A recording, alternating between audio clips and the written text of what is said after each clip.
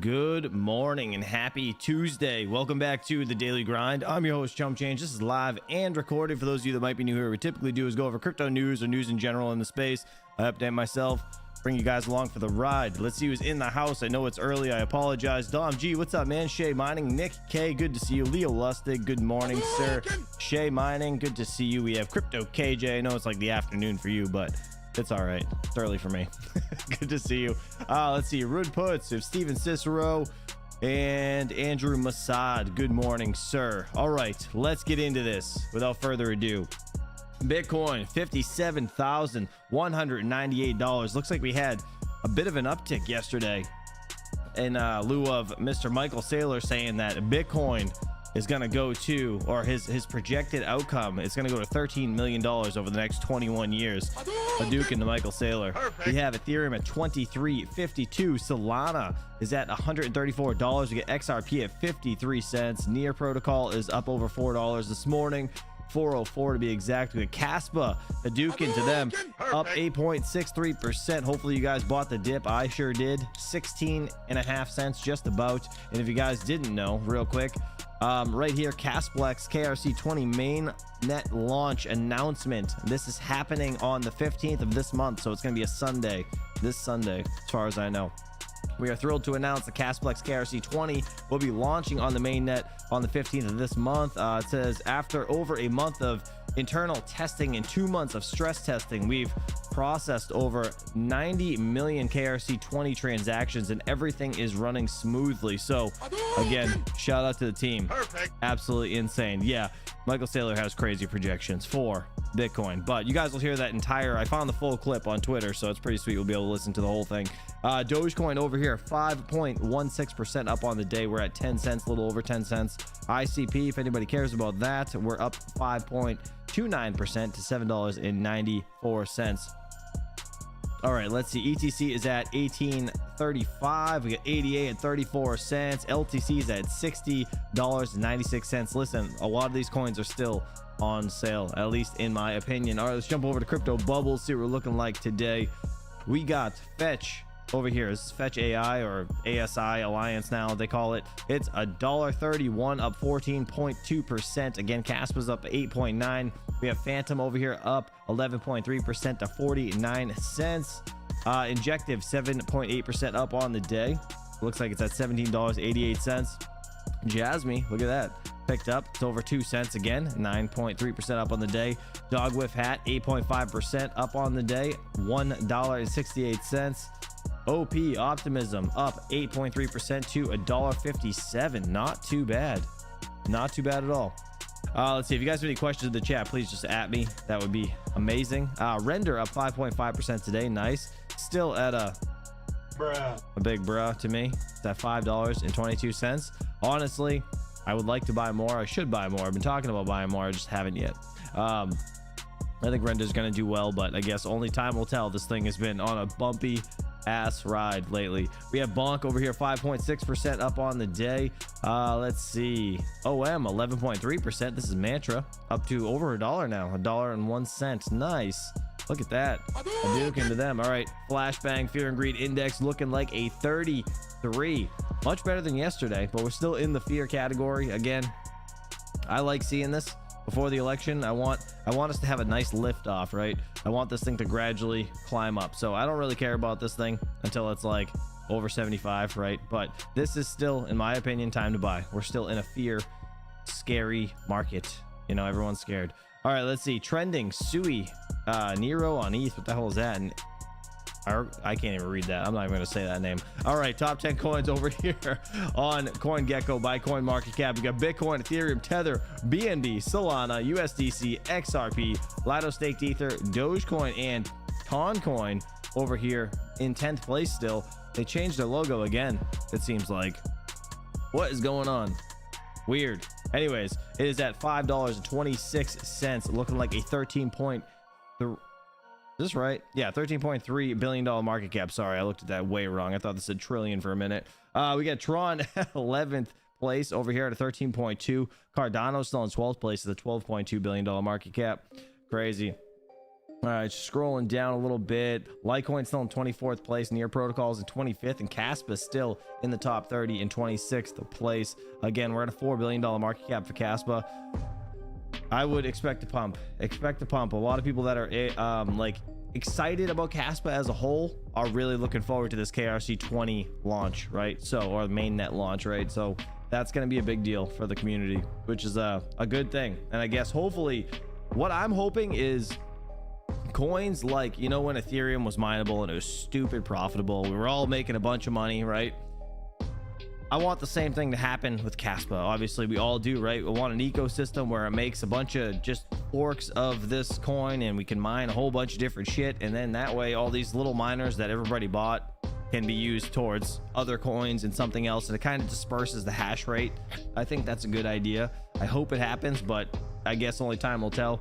I have nothing to do with the project in itself, and I'm not going to participate in making tokens, but I think it'll be I think there'll be some good things coming out of it for sure. We have Render in 44th place over here. We have BitTensor over here, Teo 45th place, 277 bucks. I don't know if this one's a good idea to buy. A lot of people talk good about it, but I don't know much about it, to be honest.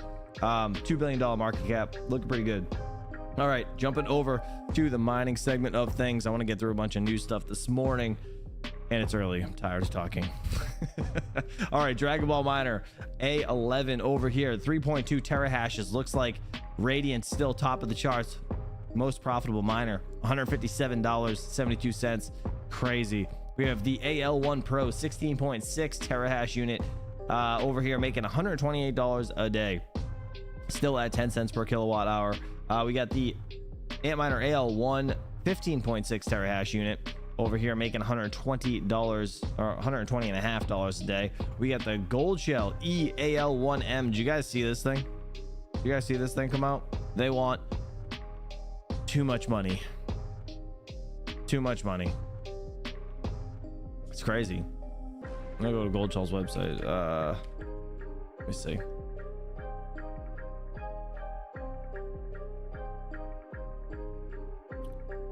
There it is. 6,599 bucks. Bruh. I don't know. I don't even know what else to say. It's too expensive. Anyways, $32 a day. $32 a day. Hopefully it holds up. It's a 4.4 terahash unit. We got the Dragon Ball Miner A40 3.3 terahash unit over here, 1600 watts, making $23.43 a day. Rude Puts, what's up, buddy? What's up, buddy? Did you ask me a question? No, you just wanted to say my name in the chat. Snake, yeah, I'm early. I have the kids that gotta go to school, so daddy duty. The dad cab leaves after I get off of streaming, so I only have so much time, unfortunately. All right, let's see. We got the Antminer KS5 Pro 21 terahash unit Caspa miner down here in, what is it, 6th place? Yeah, 6th place. Damn. Caspa miners have been pushed down to 6th place. They've held the top of the charts for months. It's been like a year. No joke. It's been all Caspa. And now Radiant and Lithium just come in and just drop it on the table. $18.96 a day. 21 terahashes. Crazy. We have the KS5 20 terahash unit over here, $18.05 a day. The L9 Bitmain Antminer, Dogecoin and Litecoin script miner over here, 16 gigahashes, making $16.45 a day. We got the Ice River RXO or RX0, I think it's called, the 260 gigahash unit at 100 watts. I absolutely love this little style miner they have. $12.67 a day. And to be honest, Ice River, iceriver.io, let me see. They're actually like they're really not that expensive considering 399 bucks, considering like how much everybody else charges. It's kind of crazy, and it's hard for these things not to be profitable. Damn it, it's hard for these things not to be profitable, but at the same time, like it really depends on how bad the hash rate, you know, skyrockets. That's really what it comes down to. But nonetheless, it's yeah, I don't know. You guys do what you want. I think they're all sold out anyways, but code chump gets you like 1.5% off. As long as you're under $800, you don't get hit with tariffs. Let's see. All right, let's scroll down a little bit. Gold Shell Ale Box 2 Plus. I actually should be getting one of these things in the next couple days. I'll do some testing on it, and yeah, I'll be giving my VIP some hash rate again. $7.11 a day. This is the 1 terahash unit at 480 watts. This has an integrated PSU, which is pretty cool, but they probably unfortunately want too much money for it. Let's see, the Bitmain Antminer L7 9050 over here. You guys know I got this thing down at Terra Hosting. Shout out to them if you're interested in getting 10 cents per kilowatt hour instead of paying 30 like at least I do, which is horrible. I can't run this thing at my house, right? I'm making $5.64 a day on this L7. So this unit has been profitable throughout the entire bear market. I absolutely love the L7. The Gold Shell Ale Box 2, the original AL2 without the PSU integration, 720 gigahashes, 360 watts, $5 a day on that one. Not too bad. Could be worse. It was actually like $40 a day 3 weeks ago. Oh my god, it's crazy how many friggin' miners just flood these markets. We got the AL0 over here, 400 gigahash unit at 100 watts, $3 a day. Let's see. I think they actually in stock today, unless they sold out again. Oh, really? Let's see. That is not what I want to do. Let's see. Sold out. Sold out, sir. Let me, yeah, sold out. I just cleared the captcha. Yeah, this is, yeah, there's nothing here.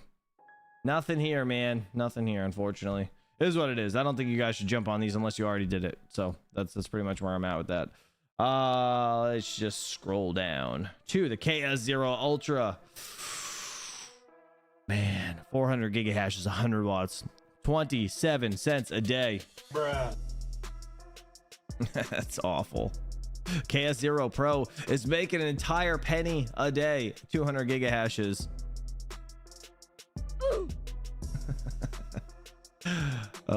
Dude, oh my god, at 10 cents per kilowatt hour, you're losing 3 cents a day with the KS0, the original KS0. Oh my that's terrible. All right, well, we have to look now. I haven't looked in days. It's been about a week. S19K, how we looking? Minus $1.15 a day. Bruh. I've been solo mining BCH on mine. I have not hit a block. I started August 19th. I'm running it for an entire month. Hopefully I hit a block. I have 9 days to go. let's see what happens. All right, enough of that. Depressing. Getting out of that. All right, let's see. GPUs. What is the most profitable coin? We got Zealous over here on the 170HX. The 4080 Super seems to be Zealous the entire way down. Let's see. Let's type it in. Let's see what Zealous is looking like. It is at $8.26. Nice. All right, let's see.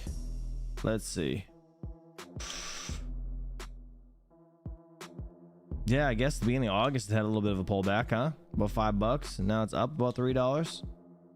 Now it went back to 11. Nice. So at the end of August, went back to 11 bucks. All right, well that'll bring it back a little bit. Interesting. I wonder why it's such a high jump. Crazy. Everybody's just mining to sell it. We got Ironfish and Graham also top of the charts. Block X has been here for a little bit. This is Cortex. It is Cortex. I've never mined this coin. I don't know anything about that coin, but that's that. We got Chlor over here top of the charts to the 90HX and the 6800 XT. We have, let's see, Conflux and Pyron Hash. Nice. That's over on Nice Hash, I guess. We have the 4090 Conflux and Xano. All right, so you guys got a decent amount of things to pick from today. Flux and the 4060 Ti. Flux, how's Flux doing? Flux. How is Flux doing today? Up 0.69% at 57 cents. I wonder if this is a good buy.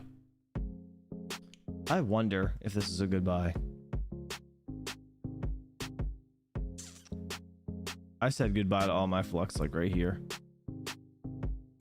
Right here. Like a complete noob.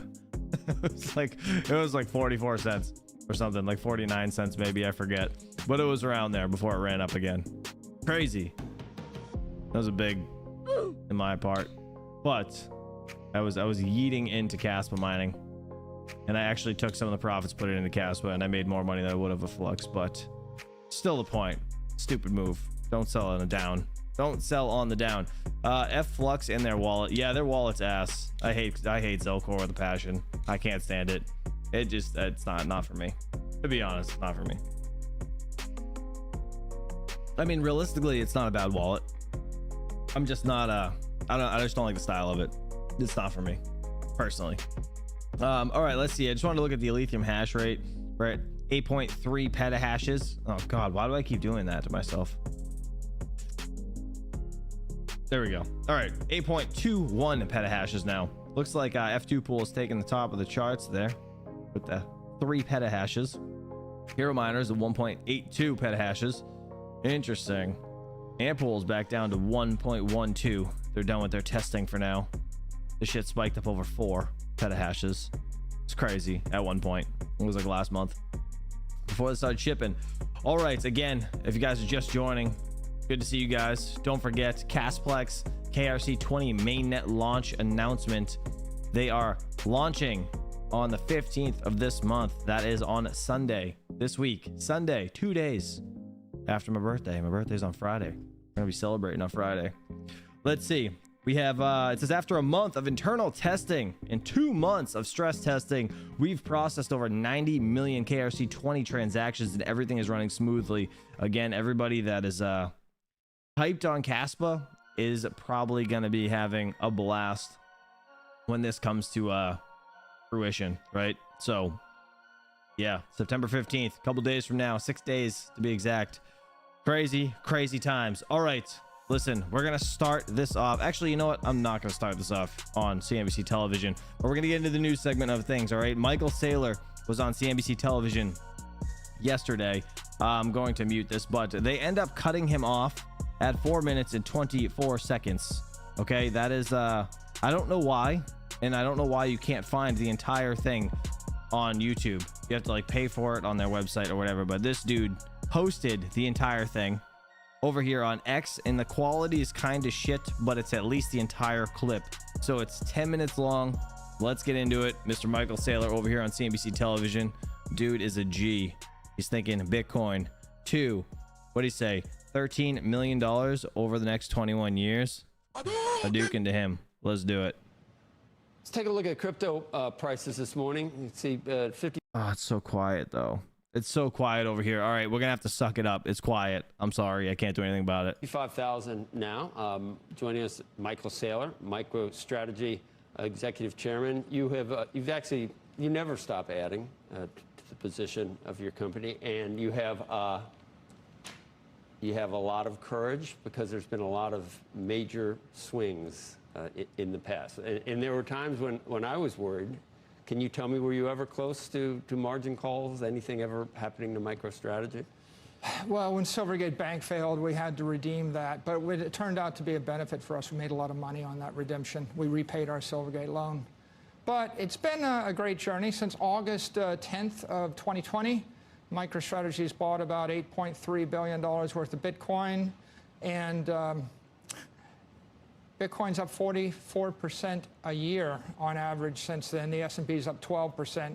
And since we levered it, we're up 825%. The number one performing stock in the S&P is NVIDIA, up 821% as of Friday. So we beat every single company in the S&P index using a Bitcoin strategy.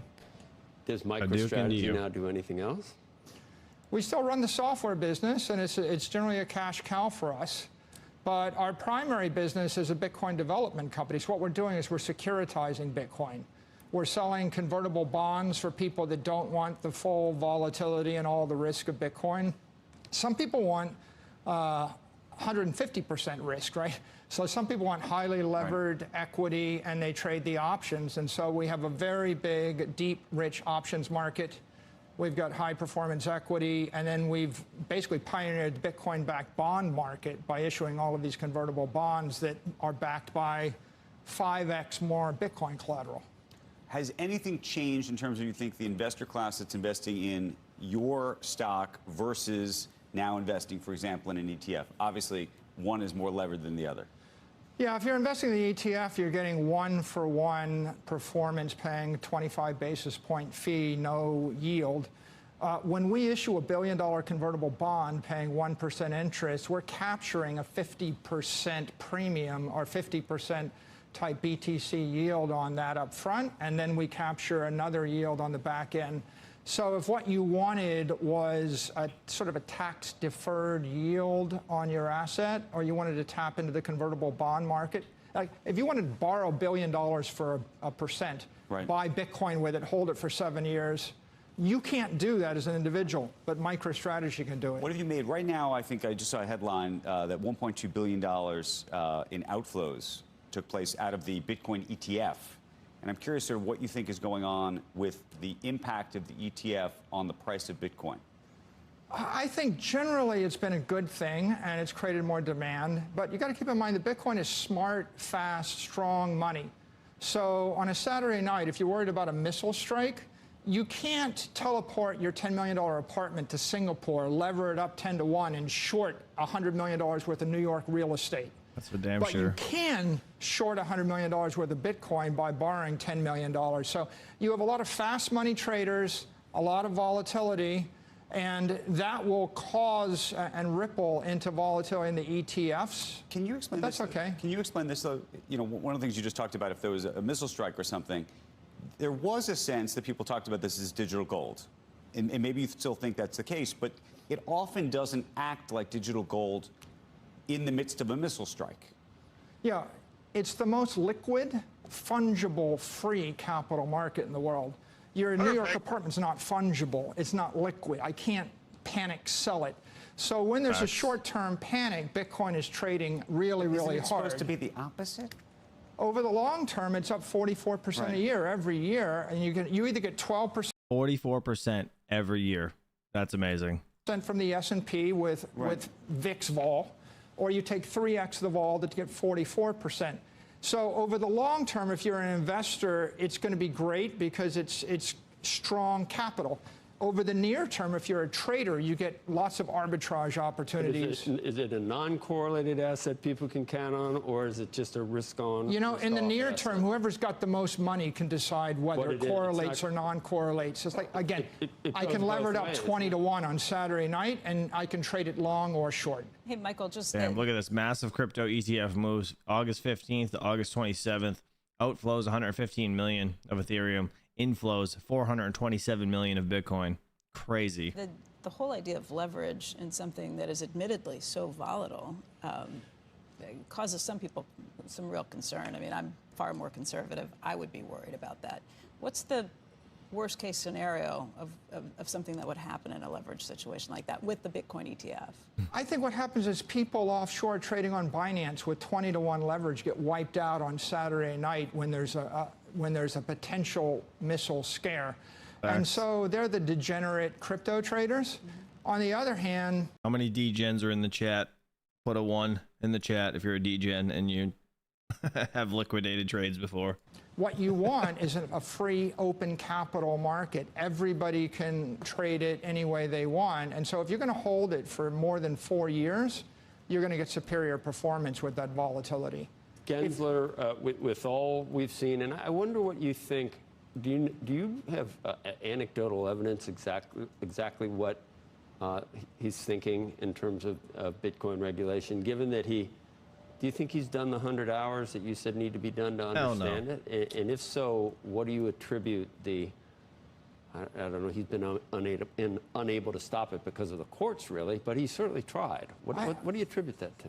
You know, I think this administration's been fairly conservative in their embrace of the crypto economy. Right. They want to go slow, carefully, deliberately. But do they want to go, or do they not want to go? Well, before Gensler entered office, the rhetoric was even more controversial. After Gensler entered office, you heard Jerome Powell, Christina Lagarde, Gary Gensler all say Bitcoin is a speculative digital asset. And that was actually a move forward. With the approval of the ETFs, it was a second move forward. I think clearly we're all waiting for big banks, bulge bracket banks, to start to custody and hold Bitcoin. That'll be the third big shoe to drop.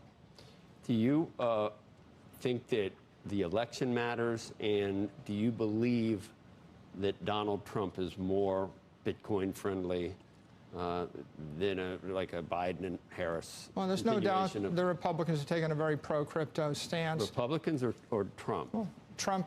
And you believe him? You don't believe he's in just jumping particular. Yeah. There's a tension between the 21st century and the 20th century. In the 20th century, company comes public. It cost $100 million in 4 years to go public. I know I did it in '98. In the 21st century, I can create a public crypto token in 4 hours for $100. So you have 100 million companies that want to be publicly trading an asset 1 million times cheaper, faster.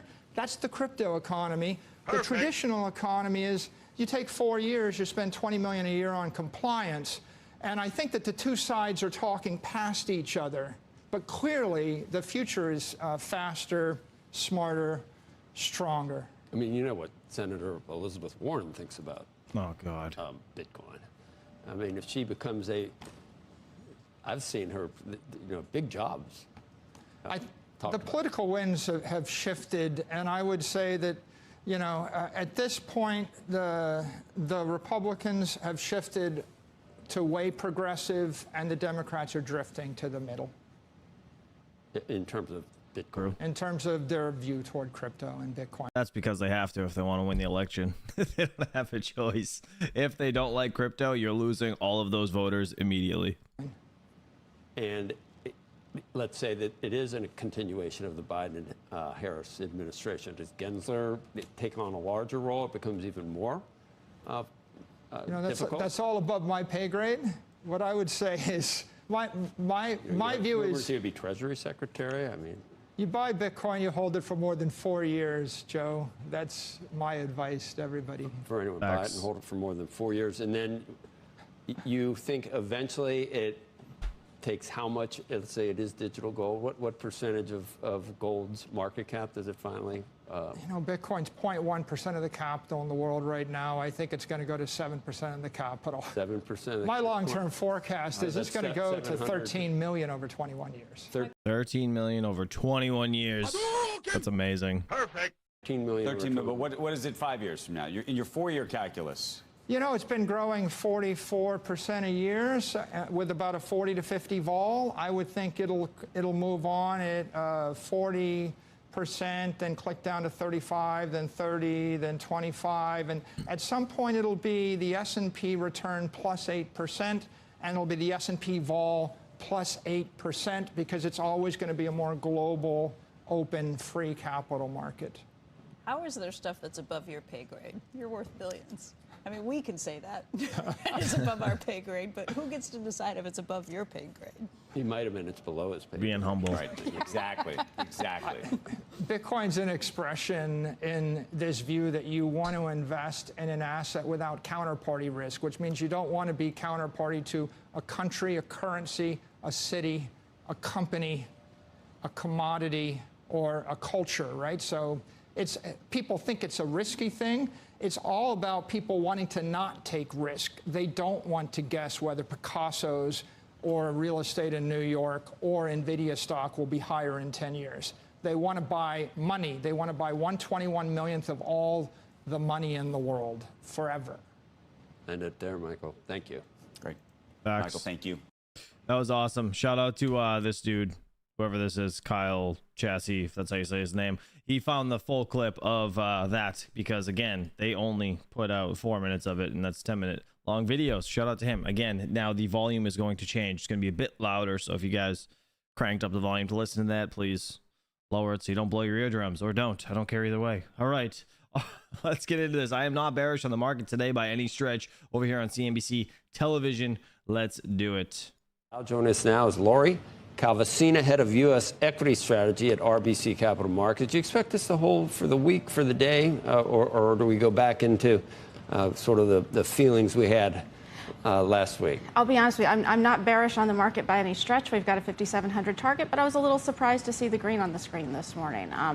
We've seen the AAII sentiment indicator continue to sort of hover around levels that tactically tell us we need to have a bit of a breather. We've obviously got a lot of election uncertainty, which you guys have done, a tremendous job of digging into. And then seasonality, September's been a terrible month in each of the past 4 years for the S&P 500. So I think That's also true for crypto. September's been very bad for crypto. We're going to hear a lot more about Michael Saylor and a lot of people like kind of analyzing it through Crypto World, CNBC, and then Altcoin Daily. Actually, we're going to watch his video as well. I think that we are probably due for a little bit more of a breather, but I'll enjoy the day. 5,700 by the end of the year? Yeah, and it's, you know, it depends on kind of which day we are on the market. You know, right now there's a little bit of upside. You know, some days when we've been at the recent highs, right, we've been just a few points below that well number. Above where we are right now.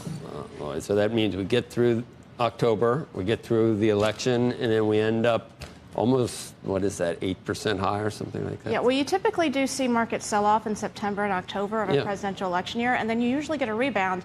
And, you know, the great thing about it from my seat is it really doesn't matter who ends up winning. Just the passage of the event does tend to give some relief in markets, just the alleviation of the uncertainty. And you wouldn't position your favorite and unfavored sectors any differently based on the election? You know what's really interesting, Joe? I've been talking about the election for a year and a half almost. European investors in particular have really been focused on sector playbooks for quite some time. One sector that we're overweight typically does well, I think in 7 of the last second halves of presidential election years, it's financials. And I think what happens is that when you go into a presidential election year, you have 2 candidates that go and sell their vision of the economy. One of those candidates ends up winning, right? They've done a better job of selling their vision for the future going forward. Financials do tend to be a sector that trade very much in tandem with consumer sentiment trends, so I think financials tend to cue off of that. But if you zoom out more broadly, second half of presidential election years, you tend to not want to be in defensive sectors. Areas like healthcare, staples, utilities tend to underperform. Old industrial areas like industrials, materials, to lesser extent energy, but those cyclical parts of the market really tend to do well. So we've been pointing to a lot of people to that playbook. So you've been buying financials based on We've been overweight financials. We've been, you know, we've been looking for this rotation from growth to value for quite some time. You know, we've said there's some advantages, right, on the growth trade that have made that rotation difficult to take hold, but it is finally getting underway. Financials are also a big benefit of that. We've been waiting for this trade for a very, very long time, and it's finally playing out. And lower. She does look very sad. I don't know why. Crypto KJ said she looks like she's about to break out crying. Rates help? You know, it's interesting. If you look historically, normally you want higher interest rates for the financials and value trade to outperform, but post the SVB crisis, that relationship has really been flipped on its head. And if you talk to our banks analysts, what they tell you is we would love sort of the sweet spot for banks. You know, what they really say is you want rates to be a little bit higher. I'm thinking more of like the 10-year as opposed to the Fed, but you really want interest rates to be higher than they've been historically, but to kind of come down off those highs that we've seen recently. So Gerard's, you know, said, look, if we get a couple cuts from the Fed, we avoid the recession, that's really the sweet spot for the banks. Would you not like a sweep either way? You like gridlock? You know, when we look back historically at the data, the 2 most strong environments for stocks are when Republicans control everything or you have a Democratic president with a split Congress. My gut says we're probably going to get a split Congress out of this, and, you know, all these policies that are being discussed, very little of it's going to end up getting through. I think markets would probably like that continuation, you know, of gridlock, frankly. All right. Shout out to that sad lady and Mr. Joe over there on CNBC television. One more. Senator Ted Cruz on the push to ban taxes on tips. You know what I was wondering about this? This whole taxes on tips thing. Is a super chat a tip, or are you guys buying something? Because shit, if that puts us in this category, hell yeah, I want this to happen. That's crazy because YouTube takes like 40% of super chats, by the way, if you guys don't know that. Our next guest authored the No Tax on Tips Act. It has support from both sides of the aisle.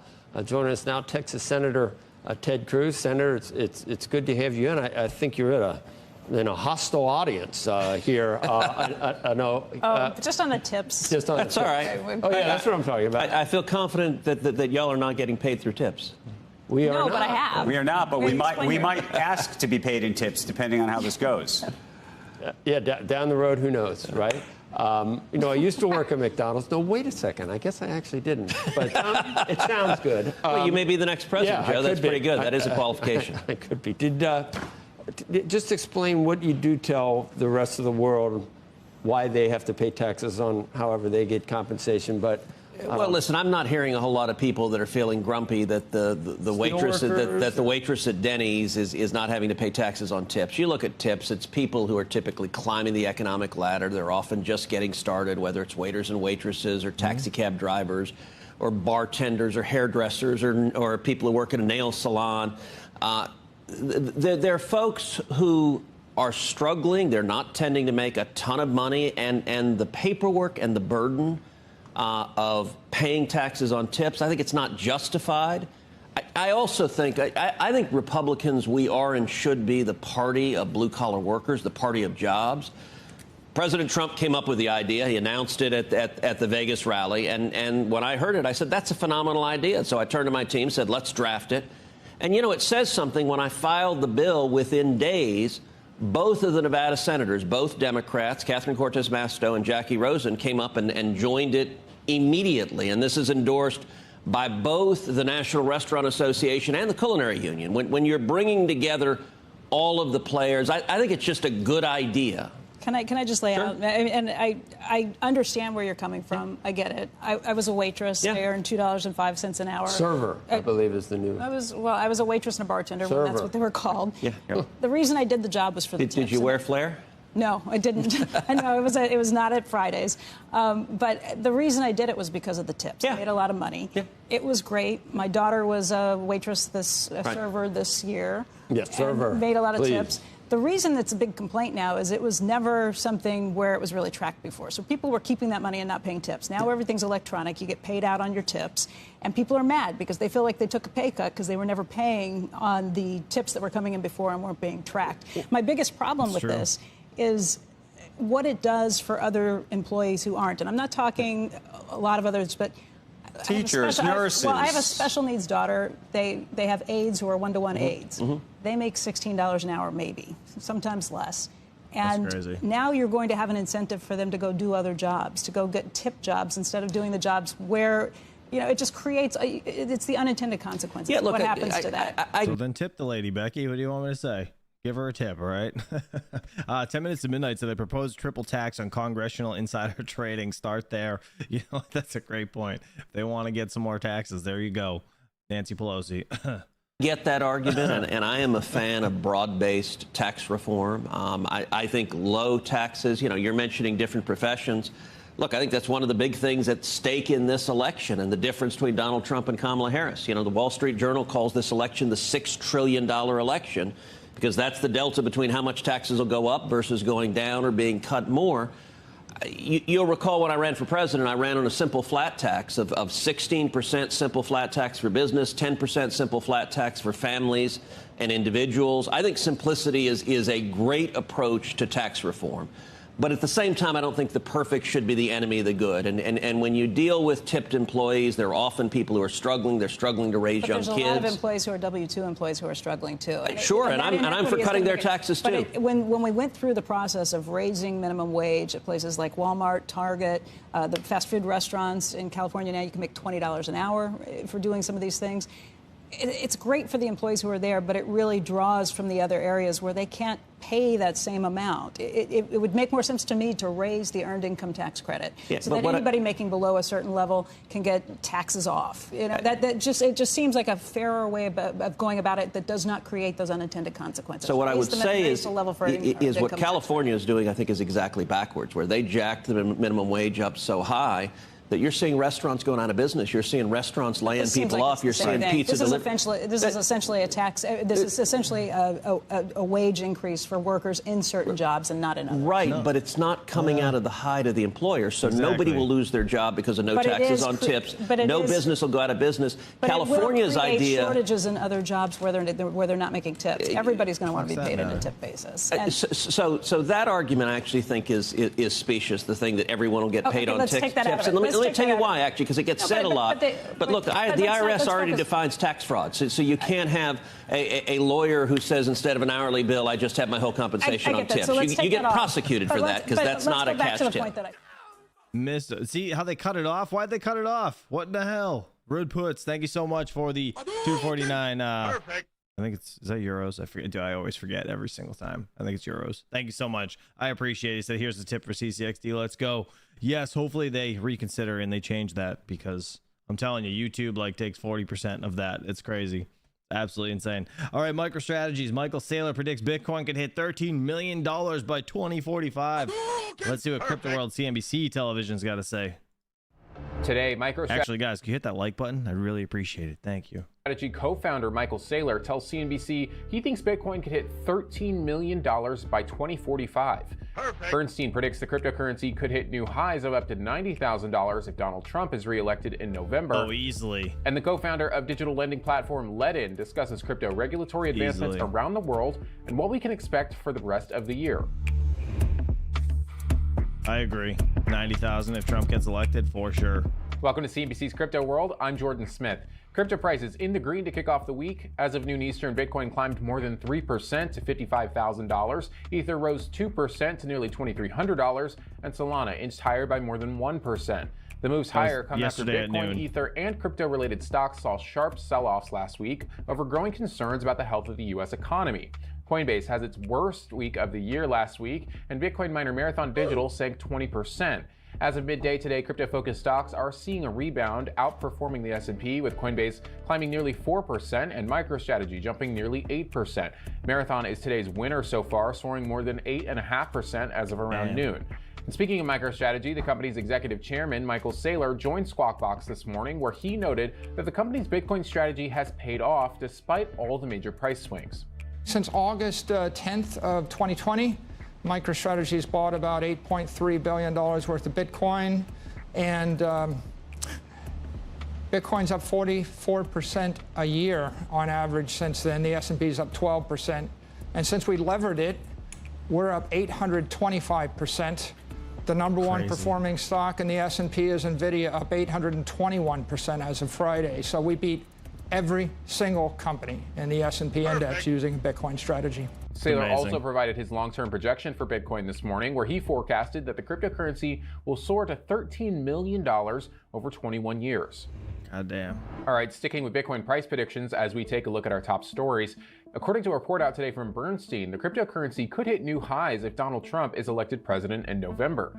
Bernstein predicts a Trump win could lead to Bitcoin reaching a price of between $80,000 and $90,000 by the end of the year, surpassing the current high above $73,000 reached back in March. What do you guys think? 90,000 if Trump's reelected? And 0 if she gets elected? Is that what we're going with? The report forecasted that if Vice President Kamala Harris wins the election, Bitcoin could fall to as low as $30,000. Now, Trump 90 over here, 30 over here. You pick. Has taken on a pro-crypto stance in recent months, while Harris has yet to publicly take a position on crypto. Bernstein argues that the tone and clarity between the two political sides on the topic of crypto has been very different, noting that Trump has personally been vocal about making the U.S. the Bitcoin and crypto capital of the world, and that he has mentioned crypto at every policy speech he's made. The report goes on to say that, on the other hand, crypto has not found even one mention in any of Harris's speeches, and that there is no mention of crypto on the recently released policy statement on her website. Of course there is. In contrast, crypto policy is clearly articulated in the Trump policy statement. Meantime, the Wall Street Journal is reporting that Trump's digital currency project, called World Liberty Financial, could create potential conflicts for the Republican presidential nominee if he's elected in November. The article notes that details about the project are scant, but that the team behind the project said last week that it will focus on spreading US dollar-pegged stablecoins around the world and ensuring the, quote, dominance of the US dollar. Wait a minute, hold on. Isn't that debate tonight? Does anybody know? It just literally just dawned on me. Is that debate tonight with them two? The one that she requested notes for? So she could, like, you know, debate him. It is tonight. What time? Does anybody know? Please let me know, because that would be amazing. I kind of want to stream it.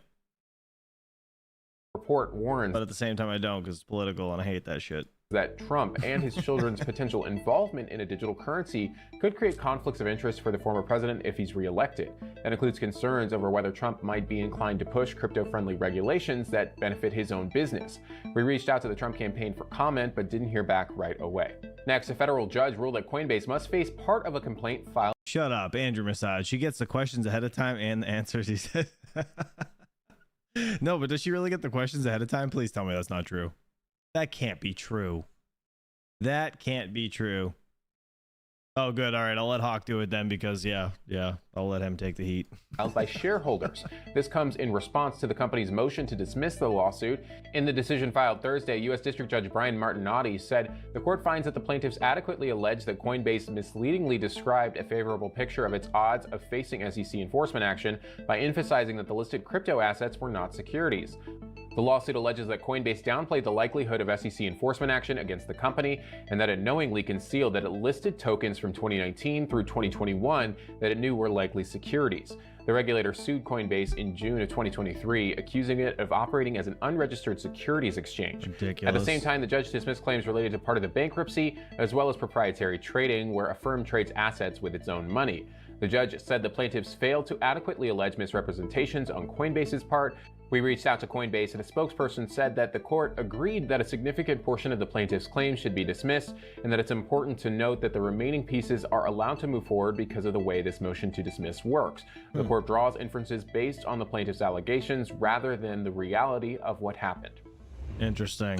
All right, for our main story, Crypto World's Mackenzie Segallo spoke with Maurizio Di Bartolomeo, co-founder and chief strategy officer of Ledin, a crypto platform that offers crypto loans and savings accounts to investors. They discuss crypto lending and regulatory advancements in crypto around the world. He also weighs in on the role digital assets have been playing in the upcoming U.S. presidential election. Oh my gosh, is Max Voltage here? He's probably not here. Anytime Trump's on the channel or I show Trump on news clips, he disappears. But Crypto KJ said entertainment would be Hawk and Max called in streaming the debate. Oh my god, that would be a riot. It would be totally worth watching. So your digital lending platform recently secured the industry's first $50 million Bitcoin-backed syndicated loan. We're also learning that Ledin handed out more than $1 billion worth of loans in the first half of this year. What do these developments signify? Hi, Mackenzie. Great to see you. And I think what this is really showing is that Bitcoin is here to stay and that Bitcoin lending and Bitcoin as a reserve asset is effectively here. Our loans, Ledin's primary business is we lend dollars to people that don't want to sell their Bitcoin. So that is where that facility that we just got from Signum plays in, because they are lending us dollars that we can then turn around and lend to our clients. So more dollars for us to lend means more capacity, means better pricing down the run, means this product becomes even more compelling for our clients. And then on the other side of the house that rounds up the 1 billion figure that we've lent year to date is our Bitcoin lending business has also exploded thanks to the new ETFs coming into the scene, because now market makers and authorized participants need to borrow spot Bitcoin in order to make sure that the unit prices are always tracking spot, and they need spot inventory to do this, so they come to Ledin. So much of the business obviously has to do with the markets, the price of these top coins. So Bitcoin kicked off the new month in the red, trading below that $60,000 threshold, well below the all-time high above $73,000 that it hit in March. Why do you think this is? And do you think that we could surpass that March peak by the end of the year? And if so, what would it take? So to answer your second question first, I do think we can surpass that by the end of the year. I think it will take a few things, but to kind of bring you back to the first point you made, which is Bitcoin starting off the month off the highs, I don't think this is a Bitcoin specific issue. I think if you look at the NASDAQ, it's also slightly off the highs. If you look at the S&P, it's also slightly off the highs. So I think this is sort of a natural progression of market cycles. I don't think the fact that Bitcoin is off the highs is specific to Bitcoin or says anything sort of read too much into it outside of it's just part of the natural cycle where there's a lot of uncertainty around US politics. And I think you're seeing this reflected in the markets where they're just sort of range bound until we probably get some more clarity post elections. Okay, so that you think it's more about the elections, because I think that a lot of what's driven the price in the last few years has also been pegged to what's coming out of the Fed. Of course, there's a lot of conversations around whether or not we'll finally see that first rate cut since 2020 in a couple weeks from now. And I really do feel like so much of the price momentum that we saw in 2021 had to do with decisions coming from Fed Chair Powell. What are your thoughts on that as a price driver versus, as you said, the elections and what might come out of November? I think it's both. I think Bitcoin, as any other financial asset, moves to the rhythm of the Fed, right? Like so does the S&P and so does everything else. So it'll be very difficult, all things being equal, that under restrictive monetary policy, you're seeing financial asset prices sort of run up and to the right as they do when monetary policy is looser. So I think it's both. It's a liquidity driven issue, but it's also a politics issue, because if you look at the difference between the two platforms coming up on the elections, you have on one end a platform that wants to build the future of crypto in America. On the other side, you have another group that's been touting an anti-crypto army for years. So much of what you can build in the US is going to come down to the stance that US regulators take. Look, for instance, how long it took to get the ETFs approved vis-a-vis other countries, right? If this had moved faster, we would probably be trading at different prices, and there would probably be a different type of atmosphere around entrepreneurship and Bitcoin and crypto in the United States today. But given where politics has shaken out, we've seen that has sort of had an impact on how much investment can happen in the US, or wants to be in the US, frankly. Now, let's talk regulation. You've got probably one of the most promising congressional sessions this year. Chuck Schumer, just a few weeks ago, the Senate Majority Leader, also a Democrat, saying that he believed that one of these bills could be passed into law this year. Certainly a lot of cooperation from both sides of the aisle. How are you feeling about it? How are you feeling about politics, Capitol Hill, finally getting some hard and fast rules from Congress?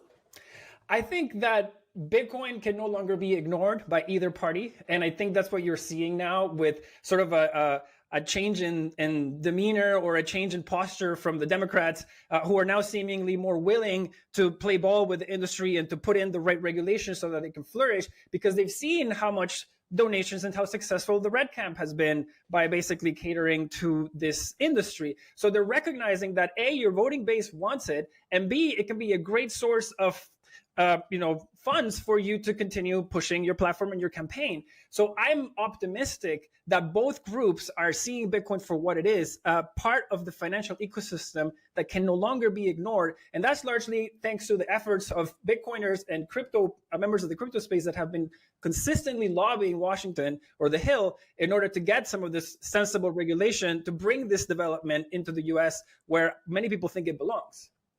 Last question for you. Obviously, crypto, the industry writ large, has made itself impossible to ignore this election cycle, in large part because of the hundreds of millions of dollars that is being spent on primary elections going into the general election in November. But what's interesting to me is that a lot of the ad spend money where that crypto super PAC cash is involved is going into very traditional ad campaigns that don't mention crypto. Now, the kinds of candidates who are winning are those who are favorable to the industry. So, but my question to you is it that voters care about crypto, or is it that the power of the purse is making this industry impossible to ignore this time around? I think it's both. I think you're having the Bitcoin lobby, the Bitcoin cohort, or the crypto cohort is funding these parties it's four companies. I think of Fairshake, for example, more than 94% of their cash is coming from 4 companies. None of the ad campaigns, so 36 out of 42 primary elections were won where crypto super PAC money was involved, but those ads weren't mentioning crypto. And so what I'm just trying to understand is whether there's actually a very strong crypto voting bloc, or if it's just that a handful of companies are willing to give a lot of money this year. Again, I think it's both. I think you're seeing the Bitcoin or the crypto companies that are now publicly traded, like the miners, like the Coinbases of the world that have really big pockets. They're stepping up and saying, if we don't get sensible regulation, our future can be at stake, or we might have to go find a new home. So they have a big incentive to make sure that whatever law gets passed is the law that allows them to flourish. So on the one end, you have them trying to protect their future and trying to basically bankroll the legislation that they want to see on one side. And then on the other side, if you look at the polls, or if you look at the data from surveys and such, you have millions of Americans that hold crypto and Bitcoin. And to many of them, this election is a single issue. It's a single issue vote. And so it's both. There's enough of a purse that's coming in from these companies that helps you push your campaign, your platform at large beyond crypto. But there's also that allure of getting that crypto voting base. So I think it's a combination. All right, that's all. Interesting. Shout out to CNBC television. All right, last but not least, let's hear what Altcoin Daily's got to say over here on Michael Saylor's reaction to Bitcoin and the whole crash. He says this was planned. Let's see. Over the long term, it's up 44% a year every year. Billionaire Michael Saylor on CNBC Today calmly explains why one Bitcoin will eventually hit $13 million per coin by his thesis. You know, Bitcoin's 0.1% of the capital in the world right now. I think it's going to go to 7% of the capital. 7%. My long-term forecast is it's going to go to 13 million over 21 years. And then gives his more short-term prediction of what one Bitcoin will be worth in about 5 years by 2030. 13 million. 13 million, but what is it 5 years? Watch today's whole video. And it is interesting because after 8 consecutive days of outflows from the Bitcoin ETFs. Right now, I think I just saw a headline that $1.2 billion in outflows took place out of the Bitcoin ETF. And I'm curious sort of what you think is going on with the impact of the ETF on the price of Bitcoin. What explains this? I think generally it's been a good thing and it's created more demand. But you got to keep in mind that Bitcoin is smart, fast, strong money.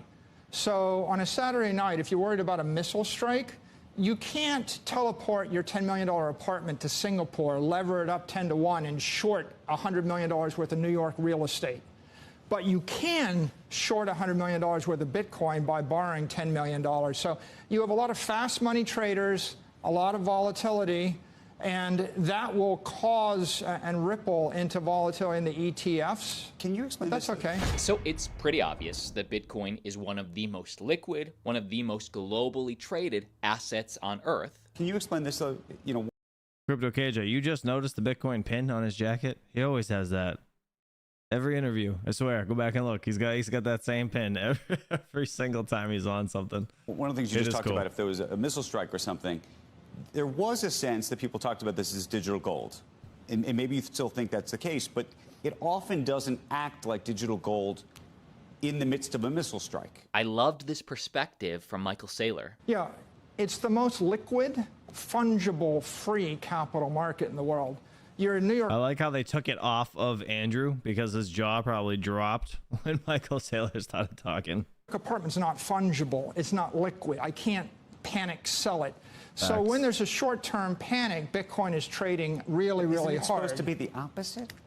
Over the long term, it's up 44% a year every year, and you either get 12% from the S&P with VIX vol, or you take 3x the vol to get 44%.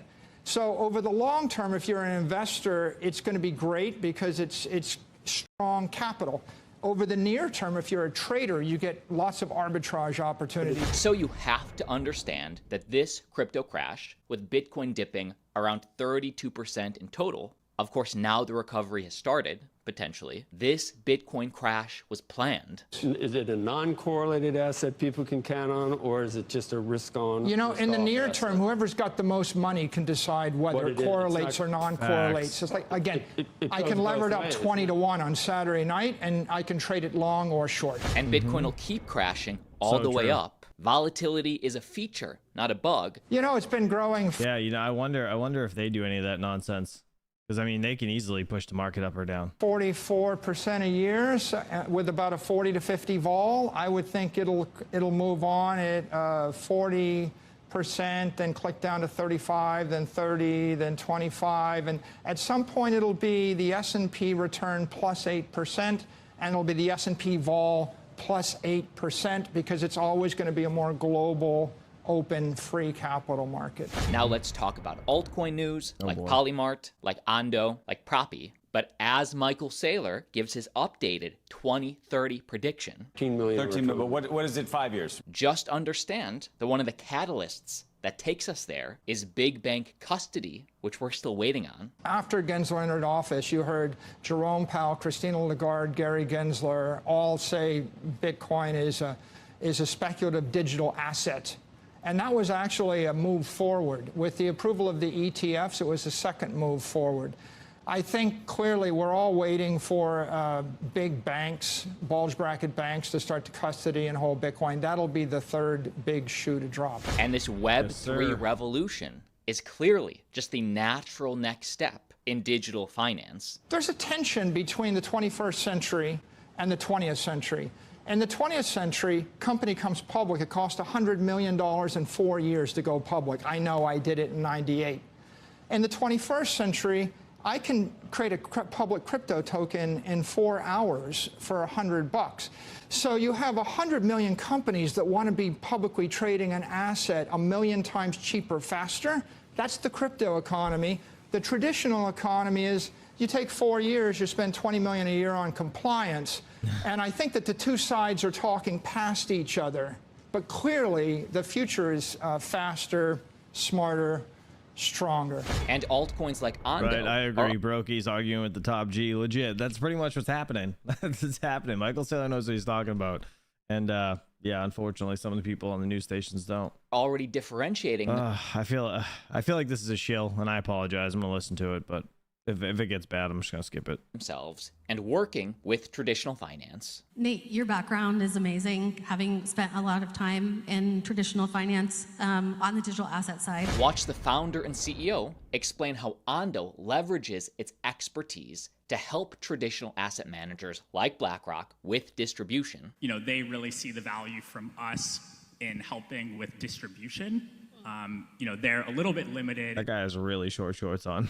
in how they can tap into DeFi protocols and wallets and exchanges, and how they can expand to a whole bunch of different public blockchains at once. And those are areas that I think more crypto native firms can add a lot of value. And this does play into Ondo's bigger strategy of tokenizing the world. The strategy for Ondo is to bring more assets on chain with better and unique services that can disrupt traditional finance, and with infrastructure that is institutional grade and can meet the needs of asset managers and broader institutions. What we're doing with Ondo Global Markets really is trying to fill that need of taking traditional assets, putting them on chain, so that all of a sudden they can become programmable, they can move 24/7, and they can interplay with a broad range of services that have been developed. RWA altcoin Proppy also making strides. As a reminder, Proppy is the RWA leader in real estate, US licensed escrow on smart contracts. The news today is they're becoming one of the dominant players on one of Ethereum's dominant scaling chains, as Coinbase's base rapidly rises to become the largest and fastest growing layer 2 by monthly users in history. We are excited to continue building on this transformative L2. So we see the base. Real quick, Ondo is 74th according to Crypto Bubbles, and it's a 62 cents if anybody cares. I'm not into that coin at all. Base ecosystem outperforming Immutable, Optimism, Arbitrum, and ZK Sync Era. Also, we're seeing CNN feature crypto in the mainstream. Polymarket is one online prediction market where people can use cryptocurrency to place bets on sports, politics, and more.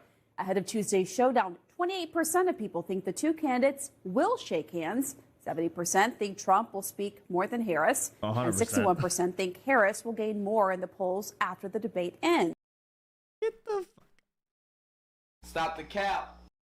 And as for what the candidates will say, abortion and Project 2025 are among the top words or phrases people are betting Harris will bring up. Crypto Smishmoshin. Can't say that word anymore. Continues to go mainstream. What is it, 5 years? Now let's talk about Michael Saylor's Bitcoin prediction by 2030. Also, we have just ticked over to 1.49 million subscribers. We were 1.48 a few days ago. Click subscribe if you want to stay updated with one video a day, keeping you informed about crypto. You know, that's one thing I do. Altcoin Daily does. They 100% do have a video every single day.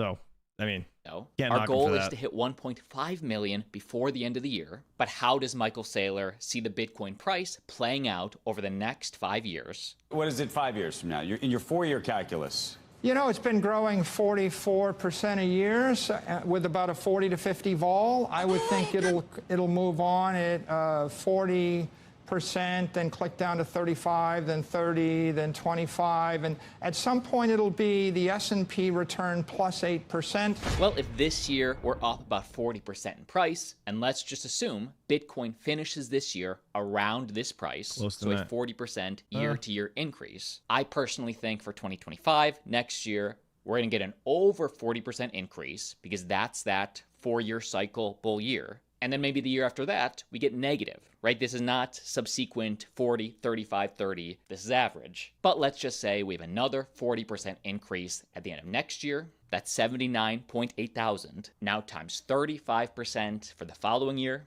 That puts us at $107,000 Bitcoin after 2 years, the end of 2026. 140,000 at the end. I'm gonna be honest, that the way he just did that, it makes way more sense than people just shooting from the hip saying it's gonna go to 140, 160, 200 and something, like just end of 2028. $182,000 Bitcoin by the end of 2029. Perfect. And then in 5 years, at the end of 2030, that puts us at $218,000 per coin. That's Michael Saylor's conservative prediction. Also, those coming to Singapore for token 2049 if you're looking for one of the best. Not looking. All right. Well, shout out to Altcoin Daily for that, because that was pretty decent video. But shout out to Michael Saylor. All right, guys.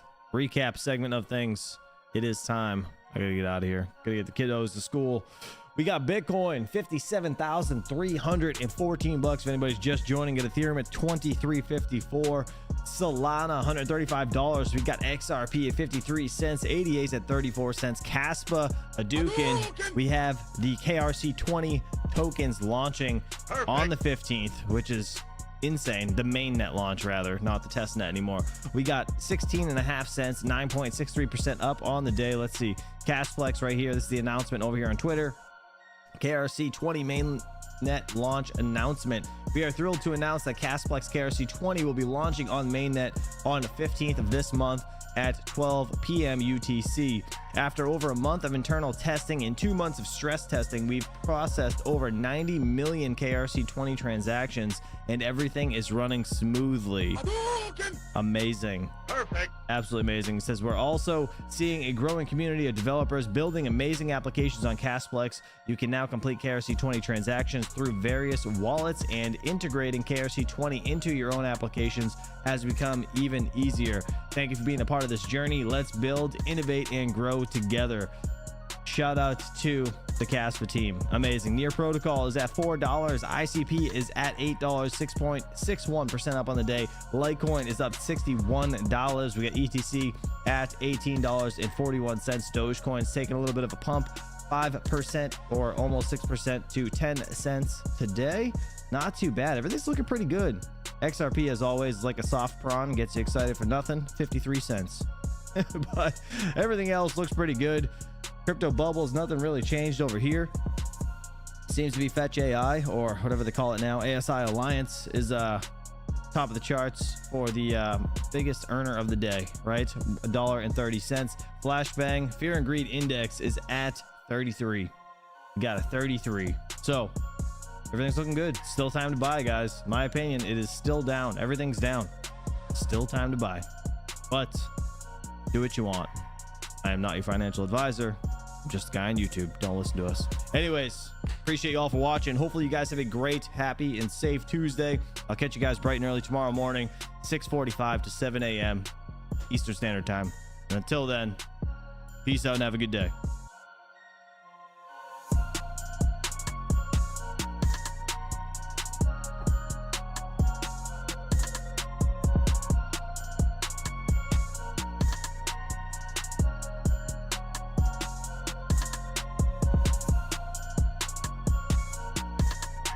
Don't forget, if she don't hawk to her, we don't talk to her. Perfect.